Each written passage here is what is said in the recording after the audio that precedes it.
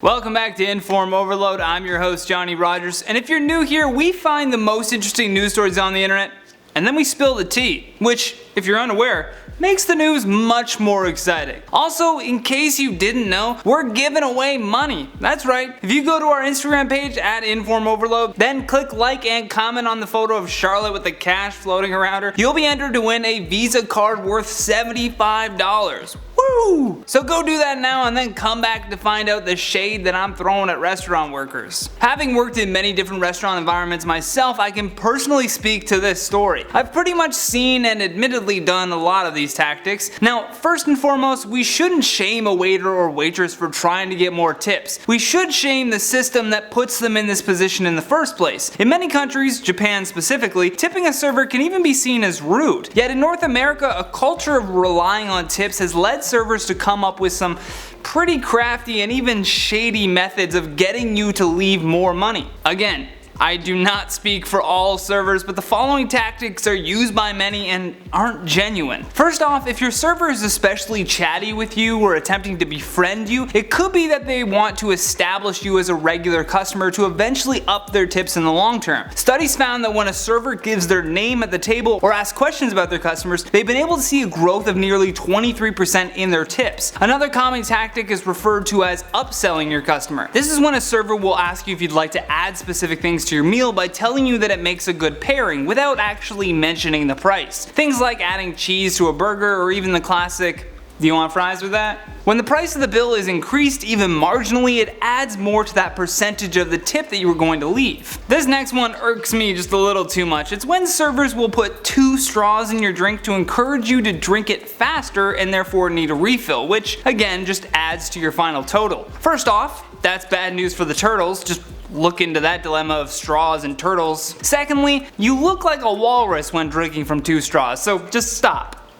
Please stop. Another thing which occurs in restaurants that have more expensive entrees is servers will either recommend those items to a newer customer who's kind of overwhelmed by the selection, or an even dirtier tactic is when placing the menu down, they'll actually open it to the most expensive page to psychologically influence your decisions. Psychological tactics are used a lot in the restaurant industry. Something as even subtle as the server nodding their head up and down while offering an upsell can often influence customers to go with the addition. Perhaps one of the shadiest things a server can do is use your children to guilt you into buying things that you never wanted to. So typically they'll be really nice to your kids, like really nice. In fact, some servers won't even talk to the parents. Most of the times from the get-go, they'll go right to the kids. And if ordering something for your child will make them happy or get them to stop crying, chances are the parents are going to go for it. Now, the tactics that I mentioned are just customer and server based interactions to get your money, but it gets much darker than that. Some servers will even go as far as foregoing the tip and just getting all of your money in general. These are things that I've personally never done, but are common methods used by servers. There's something called the penny trick that's been done actually for a long time. Say you order a drink and then pay the server immediately. The server will go to the cash register, put the money in it, but won't ring it into the system. Instead, they'll place either a penny or a paperclip to mark the number of times that they've done this. Then, when no one's around, they'll multiply the drink price by the number of placeholders and steal all of that money from the register, leaving the customer and the business none the wiser. Another very common thing is the use of discounts for meals. If you pay cash at a restaurant, the server could pocket the money first and then tell their manager that the customer found something wrong with the meal, and then ask them to discount it. At that point, they'll either take the difference, or if it's the whole meal being discounted, they'll take the full amount. Now, you shouldn't be scared to dine out because of what we've just told you. As I mentioned, many servers do not do this, and many restaurants have caught on and even implemented systems to prevent these things from ever happening. However, you should always double check your bill to make sure that it's correct, and even give the money directly to a manager if you're really concerned. Overall, just be cautious and aware when you deal with any cash transactions. We want to hear your thoughts on this story though, so comment down below if you've ever experienced one of these things, or just let us know how you feel about what you just learned overall. Now let's check out some of your comments from the video titled "Locust Plague in Saudi Arabia is a Sign Doomsday is Upon Us." CrazyBro868 says, okay, but if the Locust could just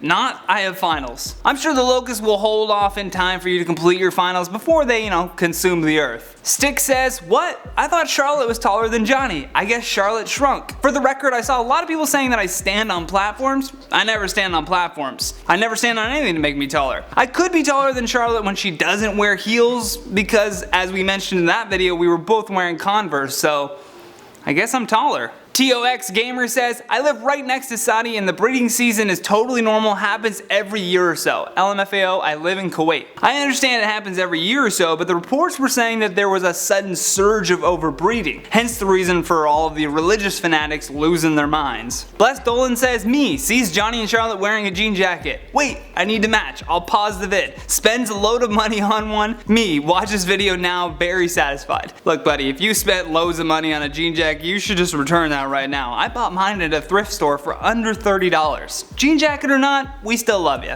Exploring with Lag says, okay, time to start eating bugs. Y'all want deep fried locusts? Serve them up, sir. Let's do what humans do best and eat our way out of this problem. Thank you for watching Inform Overload. Hit that thumbs up button if you enjoyed this video, and if you're new here, don't forget to subscribe. And if you want any more videos like this one, just click that playlist on the side of the screen. And if you find any news stories that you want us to cover, send a DM to the Inform Overload Instagram page, and if we like it, you may just see your story on our channel. Plus, while you're there, don't forget to enter the contest by liking and commenting on the photo of Charlotte, and you could win a $75 Visa gift card. From Inform Overload, I'm Johnny Rogers. Until next time, take care.